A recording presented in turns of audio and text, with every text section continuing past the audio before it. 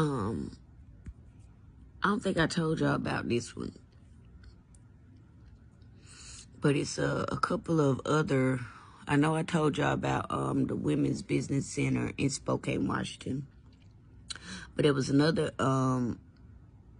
place that's supposed to help people with things that they want to do for their business. So I was looking into doing government contracts for my business at one point, and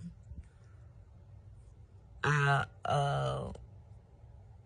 was trying to get assistance from Ptac in Spokane, Washington. Alicia Rodale over there, I think that's her name. I know her name is Alicia. She got big old buck teeth. She ugly. She look funny. White lady. Okay. She participated in organized crime as well. She gave me to run around when I was setting up my account and stuff with her, you know, to get the government contract started. She had told me something. I had asked her, did I need to enter something on the when I was entering the information, and she was like, no, that it didn't matter. But then there was a delay in me receiving. I think it was a number that I was trying to get, because there are different types of numbers that you have to get in order to get government contracts for your business. And I got an email somewhere to know what that number is. I can't call the number right now. But it just hit my spirit. I just woke up, y'all. So I'm just trying to get this shit out, because I want to move on past this shit. But yeah, she purposely delayed me. And then it was obvious from my meetings that she didn't really want to help me with, you know, doing what I was trying to do, because as a minority-owned, black-owned business, there's a certain pile of money when it comes to government contracts that they have reserved for just black people. Now, the fact that Spokane, Washington is mostly white, that pile of money doesn't get utilized or dispersed as often. So they knew that, you know, once I got my business set up for government contracts and I went in and started applying for them, that it was just going to be an automatic, I'm going to get them, because, you know, of the classification of my business and those rules that they have. So they purposely delayed me on that end too. But it was Ptac in Spokane, Washington. The lady that I dealt with was Alicia Rodale. I think that's her last name. She got buck teeth. I can't remember the color of her hair. I had to look at some pictures. I know she wore glasses. She looked funny. But they discriminated against me. I also submitted complaints to her boss. And I just stopped dealing with them at that point. There were other places here once I got to North Carolina in Raleigh. Sbdtc. There's a location in Raleigh. There were two locations in Raleigh, actually. One was in Raleigh and one was like close to Raleigh. I got some emails somewhere, but the Sbdtc, y'all need to look at, ask them for my records of when I reached out to them. It was one in Raleigh, and I think it was maybe one in Durham or something like that. That I reached out to, where I was still trying to, after I left Washington State and got back to North Carolina, I was still trying to get help, you know, the free help. Everything that's free ain't good, y'all. I'm going to go and tell y'all that I had to learn that the hard way. But where I was trying to get help, you know, with my business. This was my bookkeeping business at the time. I was trying to, you know, get it in a position where I could get government contracts, you know, just trying to get on my feet, you know, get my business up off the ground. But every time that I reached out to one of these programs to get help with that, I was met with resistance, a great deal of resistance everywhere that I went. So Ptac in Spokane, Washington, Alicia Rodale over there, and the Sbdtc,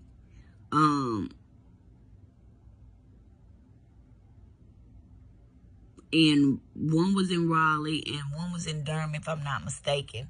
But if y'all just check the records for Raleigh, North Carolina, Sbdtc, any communication that I sent in regards to getting help with my business over there. In Ptac in Spokane, Washington, any communication in regards to my business over there. DCI is not DCI. Is it DCI? I can't even think of the name of it right now. But it's a place in Raleigh, North Carolina. I think it's DCI. I think it's DCI, but it's a place in Raleigh. Like Telamon got a homeowners program. I got resistance over there. I think I told y'all about Telamon and the daycares and stuff already. And then DCI, there was a lady. She looked like Elmo. She had like big eyes. She was light skinned. She got a gap and stuff in her mouth. I can't call her name right now, but she gave me a lot of resistance when I was trying to get my homeowners certificate. So I went through the program. I was trying to do the homeowners thing, trying to get the loan so I could, get a home or whatever that I own. But I got a lot of resistance when I was in those courses too. I tried to reach out to the DCI, the owner over there, but she gave me resistance. So I know for a fact that she the ones that told her employees to do the bullshit. So I think it's DCI. They got a homeowners program in Raleigh, North Carolina. They gave me resistance. They had participated in organized crime. And the people at Telamon, I already told y'all, the one in the homeowners program participated in organized crime. And with Telamon, the ones that do the daycare, that lady name start with a D or something, but the daycare lady, the one that places the people in the daycare, she purposely placed me in a daycare because there was a daycare like 10 minutes around the corner from my house when I was trying to put my son in daycare, and they got a free program. So they purposely put me in a daycare that was 45 minutes away from my home. Just so that, because I got a V8, a Chevy truck, Tahoe, and it takes gas to run that motherfucker, as we know. But they purposely put me at a daycare that was 45 minutes away from my home, and they didn't offer transportation versus put me in the daycare 10 minutes away from my home, because if he would have been 10 minutes away from the home, he could have stayed there for a little longer, and it would have been easier. It would have been better on me. It would have been easier for me to be able to take him and pick him up because it was right around the corner. I wouldn't have had to use all that gas. But I ended up that 1 week that he went, it was 1 or 2 weeks that he went. But he wasn't there long because of the gas. It took me $100 just to take him back and forth to daycare that 1 week. And at the time, I wasn't working. You know what I'm saying? I didn't have the money or the ability to.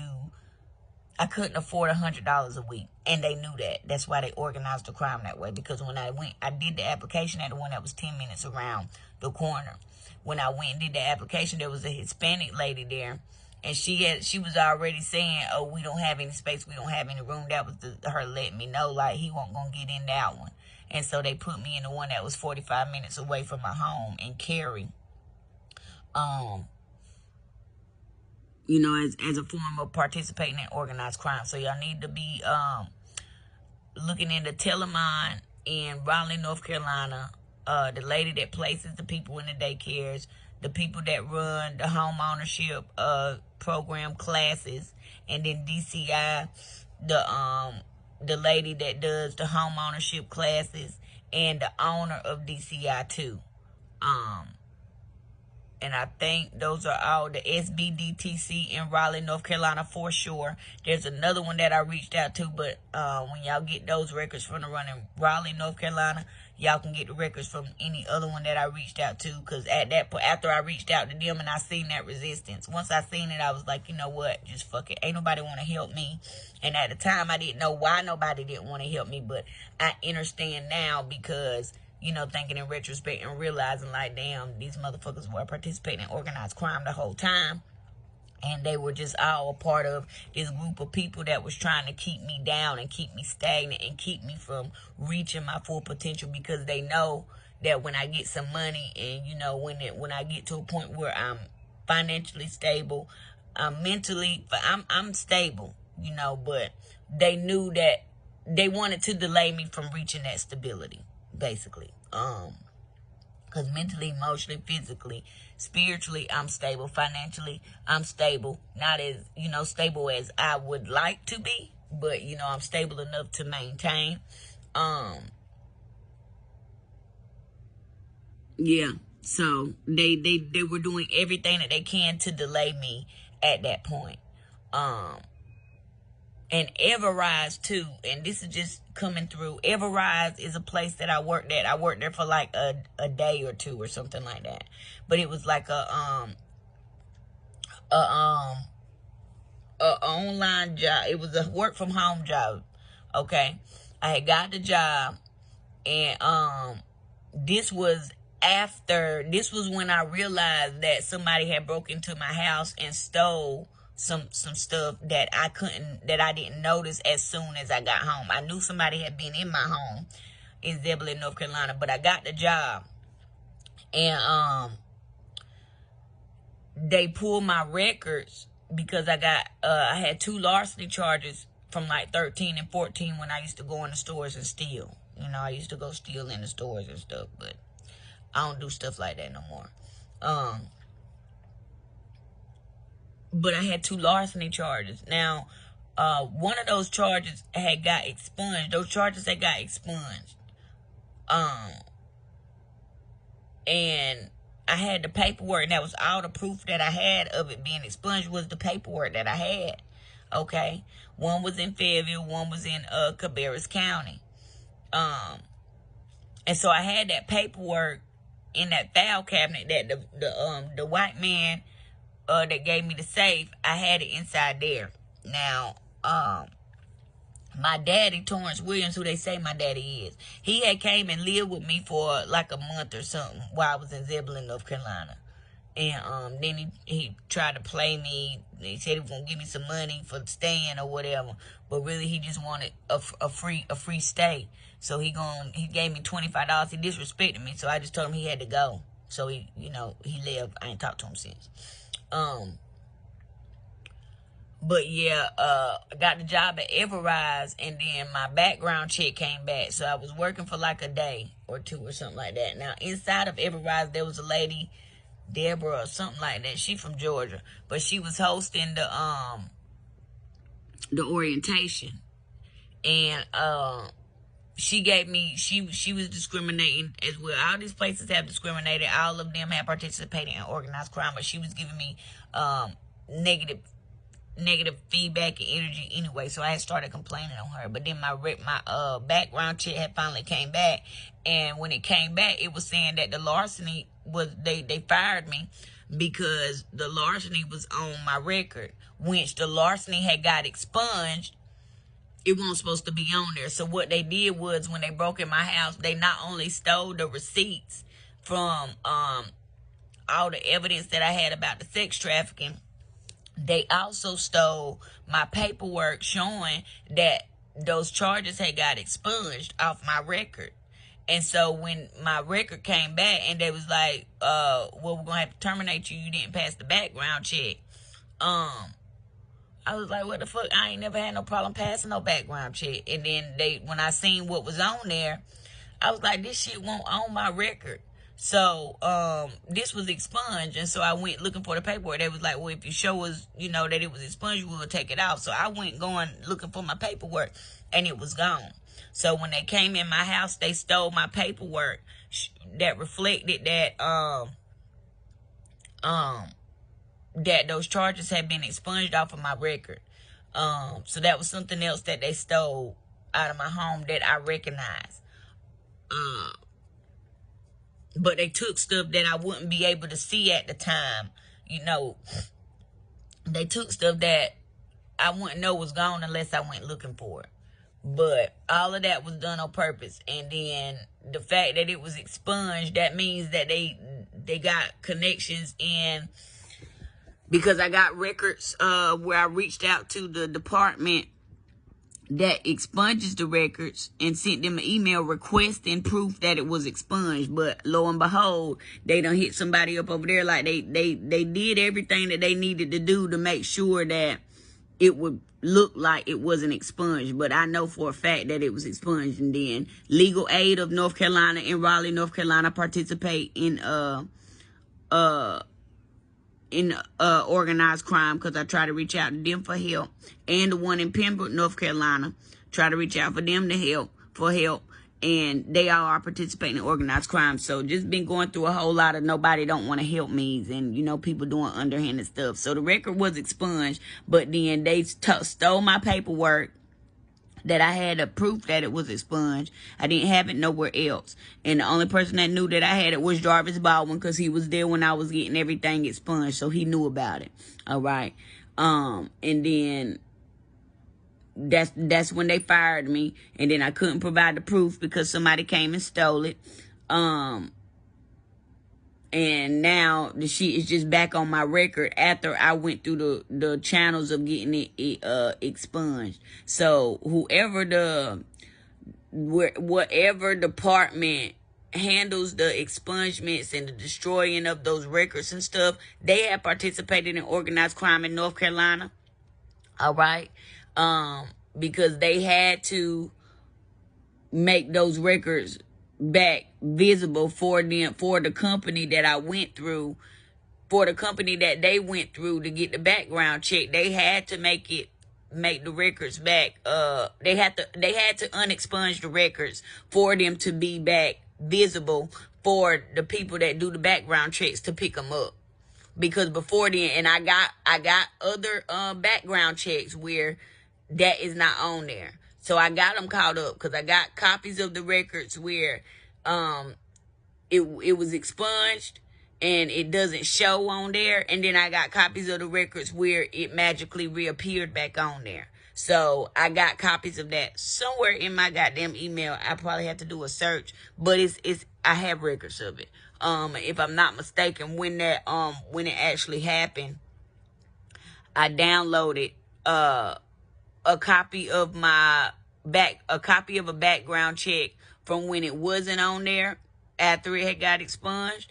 And then here recently, that was like 2 years ago, when it appeared back. That was like 2023, if I'm not mistaken, when I was working at Everrise. But y'all check with Everrise and get their records. Check with the company that did the background check, get their records with Everrise. Check with the North Carolina department who handles the expungements, because there's somebody in there who did some underhanded. And I already told y'all that they broke into my house and stole stuff. So yeah, this case is gonna be real big, and I'm excited about this justice. When I tell y'all, I can wait, but I can't wait. I'm very excited about this justice. I'm very excited about us getting these motherfuckers for the shit that they've been doing to people, and I'm very excited for taking these organizations, because it's not just one; it's a group of organizations. I'm very excited about taking them down. I'm very excited about testifying, and I'm very excited. I'm very excited about this justice, because it don't make no sense. Like, the average person would have been gone crazy by now. With all the things that I've told y'all that I've been through. When I do the movie and y'all see it in real time, y'all gonna be like, damn, you strong. Because when I tell y'all, yeah, and I done told y'all about some of the stuff, but to be able to see it in real time when I play it out on the movie, y'all gonna be like, God damn, that motherfucker is a goddamn strong motherfucker, for real. But yeah, I think that's everybody now, because they want me to finish getting it out, because I need to go on and get on something else. And I'm really tired of talking about it, but I know I gotta tell y'all, so we get everybody. So Everrise, Ptac, Sbdtc, Telamon, DCI, they all need to be a part of this